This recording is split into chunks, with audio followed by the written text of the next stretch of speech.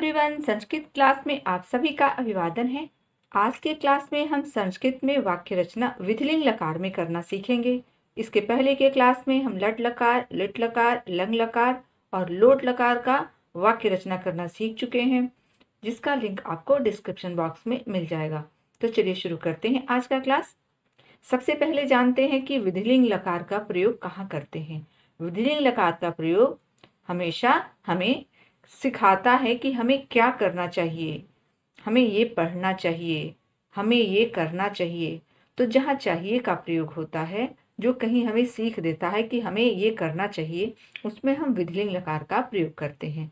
और सबसे पहले विधिलिंग लकार में पठ धातु का हम रूप देखेंगे। पठ धातु ये क्रिया के लिए हम प्रयोग कर रहे हैं। पठ धातु के जगह पे किसी भी और धातु का रूप ऐसे ही चलेगा। तो विधिलिंग लकार में रूप देखते हैं। प्रथम पुरुष, मध्यम पुरुष, उत्तम पुरुष। प्रथम पुरुष में 3 वचन, मध्यम पुरुष में 3 और उत्तम पुरुष में 3।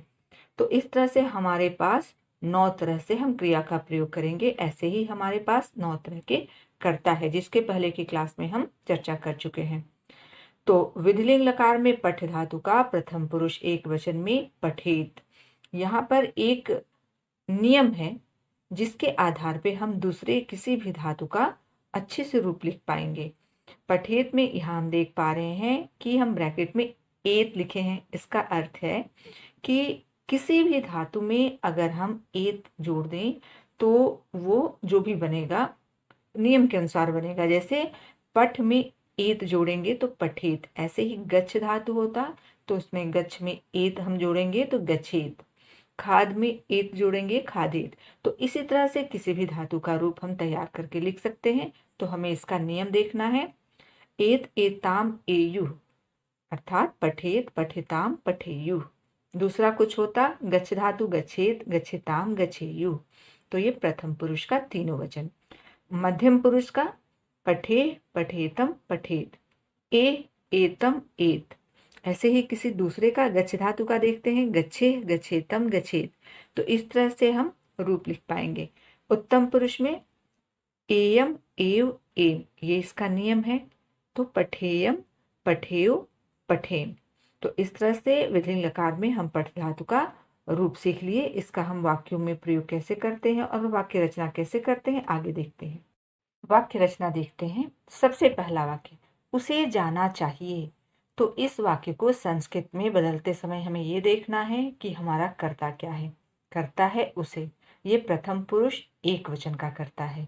तो प्रथम पुरुष एक वचन में अगर पुल्लिंग है तो सह और स्त्रीलिंग है तो सा। जाना चाहिए, तो यहाँ पर ये देख के हम जान पाएंगे कि ये विधिलिंग लकार का वाक्य है। तो जाना चाहिए कौन सा धातु है? गच्छ धातु। और प्रथम पुरुष एक वचन में गच्छ धातु का विधिलिंग लकार में गच्छेत, तो स गच्छेत। इस तरह से हम संस्कृत में विधिलिंग लकार में परिवर्तित करके वाक्य रचना कर पाएंगे। उन दोनों को जाना चाहिए, उन दोनों को, तो ये प्रथम पुरुष का करता है। हमारे तुम्हारे अलावा जिसकी बात होती है किसी तीसरे की, वो प्रथम पुरुष का होता है। तो उन दोनों को, ये द्विवचन है प्रथम पुरुष में। तो अगर पुल्लिंग है तो तौ और स्त्रीलिंग है तो ते। ये कर्ता हो गया। जाना चाहिए, तो ये विधिलिंग लकार में गच्छ धातु, गच्छ का अर्थ है जाना, तो जाना चाहिए। तो द्विवचन में गच्छेताम एताम, एत एताम एयुः, ये प्रथम पुरुष का था तो ये गच्छेताम। उन सभी को जाना चाहिए, उन सभी को। तो पुल्लिंग है तो ते और स्त्रीलिंग है तो ता।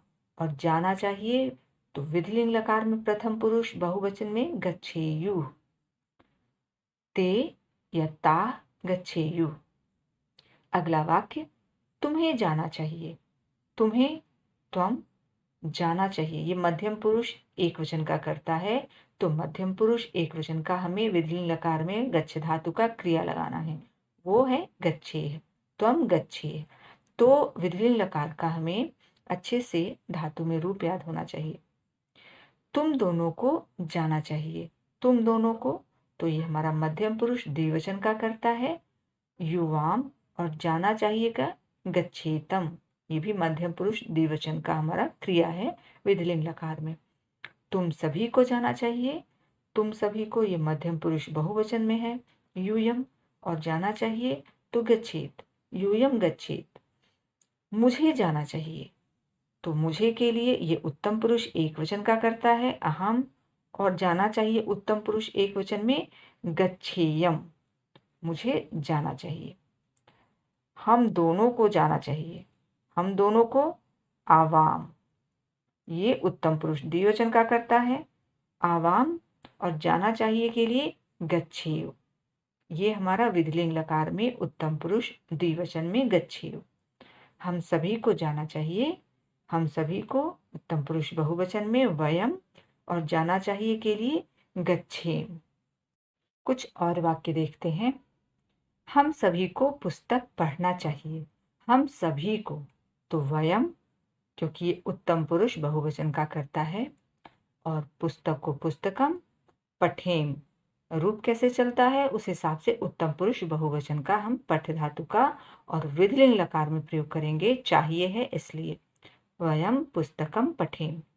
तुम्हें घर जाना चाहिए, तुम्हें त्वम, घर के लिए गृहम, और जाना चाहिए तो ये विधिलिंग लकार है, लेकिन किसके लिए है, कर्ता हमारा मध्यम पुरुष एक वचन है, तो यहाँ पर गच्छे होगा, विधिलिंग लकार गच्छ धातु में मध्यम पुरुष एक वचन में।